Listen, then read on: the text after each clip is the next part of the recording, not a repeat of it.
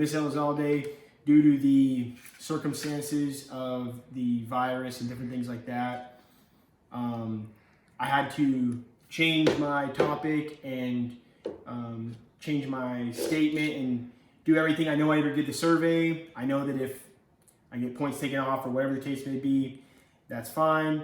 It was last minute. I didn't have access to the papers and the worksheets that I had with all my information on it.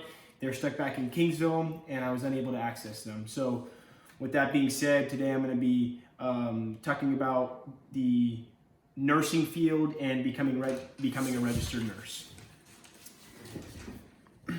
I know that many of you have probably been sick, been ill this year, maybe in the past, maybe in the future you will. And with the circumstances we're having right now, some of you might be in that predicament, if you would say. So today we're going to be talking about registered nurse, and I'm going to be informing you about the process of becoming a registered nurse, the benefits and the disadvantages of that. To start, there are roughly about 2.9 million registered nurses in the U.S., according to the U.S. Bureau Labor of Stats. That is something that I kind of studied thoroughly, found that stat. I thought that was a important stat to have on there, just to give everyone a breakdown of how many registered nurses there are. Like I mentioned, today we're going to be talking about just kind of the work field of becoming a registered nurse, the process in doing that, benefits and the disadvantages. To start, let's go into how to become a registered nurse. So the first and the most important step is getting your certification. And doing that, you must graduate from a institution or a nursing program. I have two friends, Crystal Salinas and Angelina Camacho, who are in the process of doing so. And those are two sources that I kind of reached out to and used. And they told me that that process includes getting your certification and graduating from a nursing program.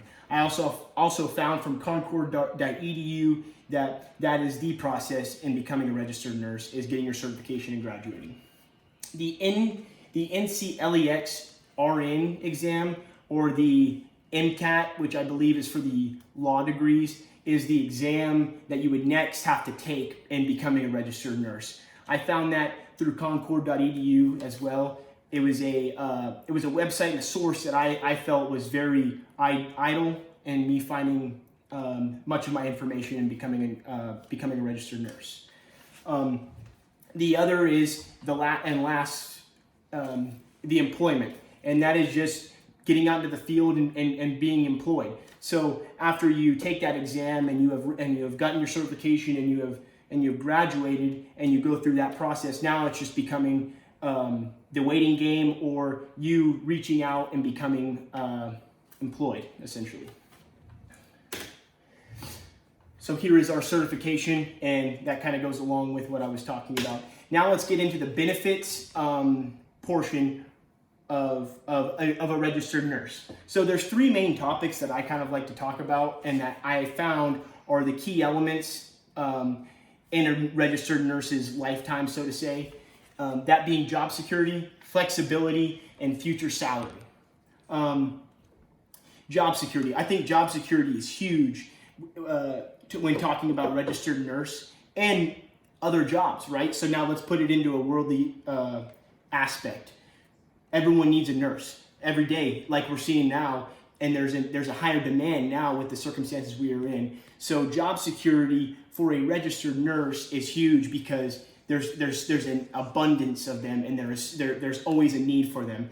I found through Duquesne University about flexibility and job scheduling. It was mentioned that the scheduling, the flexibility of the registered nurse's lifetime, so to say, is very flexible, and that adds in another aspect where you have the families of many of these registered nurses with the women who have kids, and being able to have a flexible schedule is very important. Future salary, or salary, just kind of more, bolder statement. future salary just being that in the near future, or maybe little later on, there is the chance of having a very well salary, and even at the starting rate, it is very good compared to other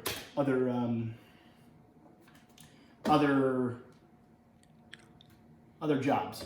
So here are some personal benefits, some travel discounts, student loans. These are other benefits that are included, but the three main ones that I felt were in a registered nurse's lifetime most important were job security, scheduling and flexibility, and the future salary. Now, we always talk about benefits in every job. There's going to be disadvantages, and that's just how life goes. So the three disadvantages that I felt were the most important, or the most bold, the most sore thumb, if you would say, of a registered nurse was the amount of patients that you're seeing. You don't know what illnesses they're going to have. You don't know how they're going to react to you working with them. You don't know if it's going to be a bad patient or if it's going to be a good patient, which would be very nice. But you don't know what you're going to be dealing with, and there's so many patients you're going to be seeing in your lifetime that it adds you just don't know what to expect. Work days. So what I found through Rasmussen College and an article that I found on there, to have shorter work weeks, you would end up having to work 3 12-hour days, 12-hour days per week in order to get shorter weeks and have more off time. So that just adds in, there's flexibility, there's the benefits, but in order to get those benefits, in order to have shorter weeks, it includes you taking a lot more hours during those different days. And then on top of that, the emotional stress, right? You're dealing with these patients. In some cases, you might build a relationship, you might build a bond. I have an uncle who had multiple comas and is now in a wheelchair or a motor vehicle, if you would say, and he can't talk and do different things like that. While he was in his nursing home or his rehabilitation place, he built those relationships with those nurses. He built those bonds with them, and to see him leave was an emotional stress on them, and it just hurt for them to see him leave. And they didn't, and you don't know what's going to end up happening with them from them leaving. So just to conclude, today I informed you on a registered nurse, the lifeline, the everyday, the becoming a registered nurse, the certifications, the benefits, the disadvantages. I think that this is a job that now, like we have seen, is of high commodity, and it is something that I think we, as a community, as Americans, we need more of. It's something that I've always been interested in, but it's just something that I could never get full grasp of and really go and get. But I think that it is a job that for many could work for them and be very beneficial.